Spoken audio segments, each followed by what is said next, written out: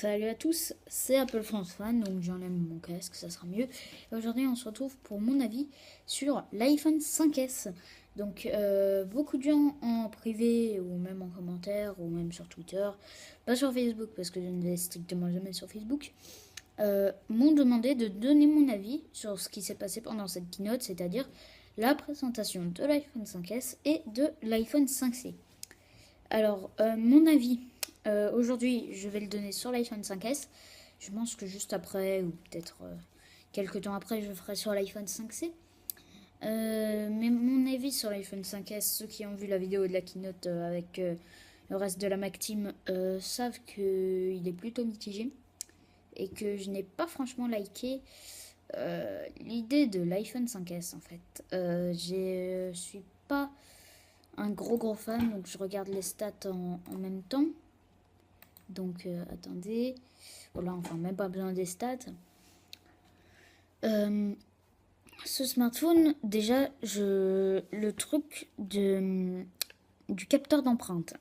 Alors je trouve ça totalement idiot et totalement inutile. On disait beaucoup de choses telles que sur la Samsung Galaxy S4, telles que certaines options seraient cheap, inutiles, si vous préférez. C'est le cas. Mais là, honnêtement, je pense que Apple a fait encore bien mieux avec son capteur d'empreinte. À quoi ça sert, honnêtement C'est plus dur que faire slide to unlock et mettre un code, je ne pense pas.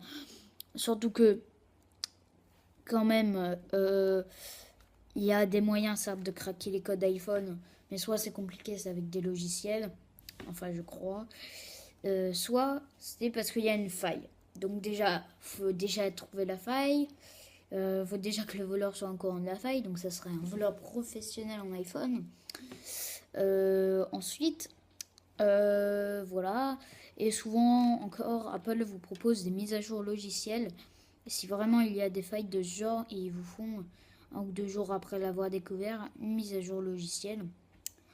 Donc honnêtement, ça je trouve ça vraiment inutile. Un capteur d'empreinte. Surtout que Apple dit que les empreintes sont stockées sur l'iPhone. Je ne suis pas sûre. Honnêtement, je ne suis vraiment pas sûre de ça. Je pense que ils prennent quand même vos empreintes. Ça va sur le compte, iCloud, donc ils peuvent les récupérer, je pense, très facilement en cas de besoin ou même en cas de non-besoin pour je sais pas, les vendre. Vous savez pas ce qu'ils peuvent faire après avec vos empreintes digitales. Voilà, donc déjà, ça sert à rien. Et deux, la fiabilité. Alors, je ne suis pas sûre de la fiabilité de ce truc. Parce qu'ils disent, nous, on a mis un contour en je sais pas quoi, en saphir, je crois que c'est. C'est totalement infaillible. Je ne suis pas sûre. Honnêtement, je vois arriver un très gros bug. Genre, le truc, tu peux plus déverrouiller ton iPhone, ça te dit que c'est pas la bonne empreinte. Je sais pas, je le vois venir gros comme une maison, ça. Et même si Apple dit que c'est infaillible, je veux pas dire, mais tous les bugs qu'il y a eu précédemment sur les iPhones, comme les iPhone 4, qui quand en été explosaient. Franchement, ça non plus, Apple ne l'avait pas prévu. Alors, ça m'étonnerait que Apple ait prévu à l'avance que leur iPhone va avoir un bug. Donc, honnêtement, je le sens pas trop ce truc. Et surtout, c'est très inutile, même si ça marche. À mon avis. Donc, vous voyez bien, cette vidéo, c'est mon avis sur l'iPhone 5S. Oui, 5S. Et voilà. Ensuite, parlons du reste. Ça reste un écran 4 pouces. Donc on reste pareil que l'iPhone 5, l'iPhone 5C. Et également, bah voilà, il n'y a pas tellement de changements. Les couleurs, on a du noir et ardoise, du blanc et argenté comme sur l'iPhone 5 et une sorte de blanc et or. Alors ça aussi, je voudrais en parler. Je comprends pas l'utilité du blanc et or, sérieux. Je trouve que ça fait un peu cheap quoi. Ça fait pas vraiment iPhone en or quoi. Je sais pas, je trouve pas que ça fait particulièrement beau personnellement. Ouais, donc moi, je suis pas fan, honnêtement, de ça. Après, je le rappelle une fois de plus, ça n'est que mon avis. Donc l'iPhone 5C est en précommande, l'iPhone 5S pas encore. Donc par contre, vous pouvez précommander, comme je vais vous montrer là. Voilà, je pense que vous voyez votre iPhone 5C. Voilà. Donc ça, l'iPhone 5C, on en reparlera dans une prochaine vidéo. Ensuite, je trouve que le double flash, qui soi-disant est une révolution, ne sert à rien. Enfin, c'est pas qu'il sert à rien, mais déjà pour les photos qu'on prend avec son iPhone, à part des photographes professionnels, les photos que vous prenez avec votre iPhone, c'est votre chat.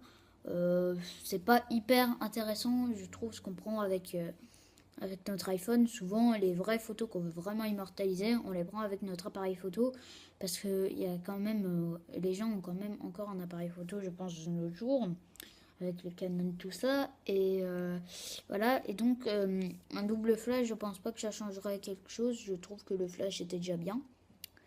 Et en plus, je trouve que ça nuit à l'esthétique. Ça fait vraiment comme si tu avais collé deux flashs de l'iPhone 5 ensemble. Je trouve que ça fait vraiment très très moche. Une fois de plus, c'est mon avis. Après, toutes les petites fonctionnalités nouvelles dans l'iOS 7, il y aura sûrement des moyens de les avoir sans acheter forcément le dernier appareil. Bon, peut-être pas le truc de l'empreinte, justement. Donc ça, justement, ça va peut-être leur faire des ventes aussi.